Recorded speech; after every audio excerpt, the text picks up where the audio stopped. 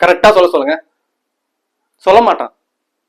நீ கேவலமான ஒரு குப்பையை எடுத்து வச்சு அந்த குப்பை ஓடலன்னு ஒரு குறிப்பிட்ட ரசிகர்களை போட்டு திட்டுறீங்களே, அந்த குப்பைய உங்களுக்கு ஒழுங்கா எடுக்க தெரியல. நீ எடுத்தது பெரும் குப்பை. அந்த குப்பை ஓடலாம் ஓடலதான், யாருக்காக எடுத்தீங்களோ அவங்க பார்ப்பாங்க. சரிங்களா? இந்த சேகூர் அண்ணன் தமிழ் பத்திரிகையாளர் சேகூர் அண்ணன் வந்து ஒரு யூடியூப் சேனல்ல கொடுத்திருக்காரு பேட்டி. இந்த மாதிரி அந்த படத்துக்காக இந்த செட்டு போட எவ்வளவு கஷ்டம் தெரியுமா? அந்த காலத்து செட்டை காட்டணும், அந்த காலத்து இடத்த காட்டணும், அந்த காலத்து காரை காட்டணும், ஒரு பேனா கூட அந்த காலத்து பேனா தான் காட்டணும் அப்படின்னு அவர் சொன்னாரு. அது ஒத்துக்கிறேன். ஆமா, அது பீரியாடிக் பிலிம். அந்த பீரியாடிக் பிலிமுக்கு அதெல்லாம் காட்டிதான் ஆகணும், நான் இல்லைன்னு சொல்ல. ஆனா ஒண்ணு நல்லா தெரிஞ்சுக்க சேகூரானா, படத்துல வந்து செட்டு நல்லா இல்லைன்னு சொல்லிட்டு படம் ஓடலன்னா, அதே நேரத்துல சிவகார்த்திகேயன் நல்லா நடிக்கலன்னு சொல்லிட்டு படம் ஓடலன்னா, படத்துடைய கோர் இந்தி எதிர்த்த தமிழர்கள். அந்த படத்துல தமிழர்கள் மட்டும்தான் இந்தியை எதிர்த்தாங்க, தமிழர்கள் இந்த அளவுக்கு பாடுபட்டிருக்காங்கன்னு எங்கேயுமே காட்டலண்ணா. அதனாலதான் அந்த படம் ஓடலண்ணா. மத்தபடி செட்டு நல்லா இல்ல, சிவகார்த்தி அவங்க நடிக்கல அப்படின்னு நம்ம கிடையாது. சிவகார்த்தி மேல யாருக்கும் வன்மமும் கிடையாது. அது நல்லா புரிஞ்சுக்கங்கண்ணா.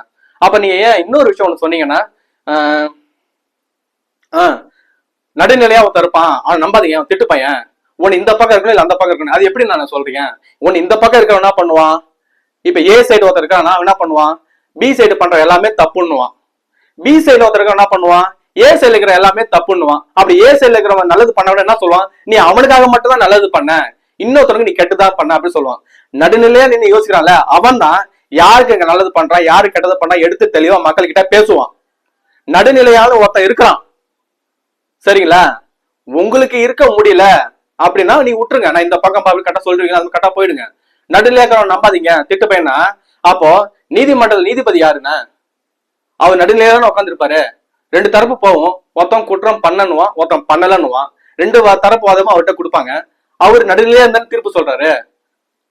அரசியல் விமர்சகர்களே நடுநிலையான அரசியல் விமர்சகர் நிறைய பேர் இருக்காங்க. அவங்க பேசத்தையும் கேளுங்க, அவங்க ரெண்டு பக்கமும் பேசுவாங்க, இருக்க எல்லா கட்சியை பத்தி பேசுவாங்க. சரிங்களா? அதே மாதிரி இந்த பக்கம் அந்த பக்கம் சொல்லாதீங்க சிவகாரண்ணா. அதே மாதிரி சுதா கொங்கராக்கா, நான் லாஸ்டா தான்க்கா சொல்றேன், உங்க பேருக்கு பேரே ஜாதி போட்டுருக்கீங்கக்கா, அது எந்த ஒரு தப்பும் இல்லக்கா. ஆனா அதே ஜாதியை தமிழன் போட்டா அவன் இனவெறி, ஜாதி வெறி, மத வெறின்னு சொல்லி இந்த ஊர்ல கதையை கட்டுவானுங்க. அந்த கதையை கட்டுறதுக்கு நிறைய பேர் இருக்கிறாங்க. அடுத்த ஒரு படைப்பாது நீங்க எப்பயும் எடுக்கிற மாதிரி ஒரு நல்ல படமா எடுங்க, ஒரு குப்பை எடுக்காதீங்க. கண்டிப்பா தமிழர்கள் படத்தை ஓட்டுவாங்க, அதுல எந்த ஒரு மாற்றமும் இல்லக்கா. தமிழர்களோட ரசிகர்கள் ஓட்டுவாங்க, அதுல எந்த ஒரு மாற்றமும் இல்லை. இதுக்கப்புறமாவது எனக்கு படம் எடுக்க தெரியல, நான் தப்பு பண்ணிட்டேன், இல்ல எனக்கு ஒரு ப்ரெஷர் இருந்துச்சு அப்படின்னு கூட சொல்லிட்டு போங்களாம், யாரும் ஒன்றும் சொல்ல மாட்டாங்க.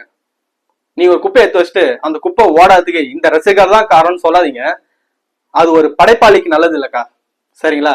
நம்ம தலைவர் சொன்ன மாதிரி தான், ஒரு படைப்பாளி எடுக்கிற படைப்பு வேணா தப்பாகும், ஆனா படைப்பாளி தப்பாக மாட்டான்னு. அது கொஞ்சம் யோசிச்சு பாருங்க, அதோடைய அர்த்தம் உங்களுக்கு புரியும். எனிவே, பாய்க்கா, பாய் சேகர் அண்ணா.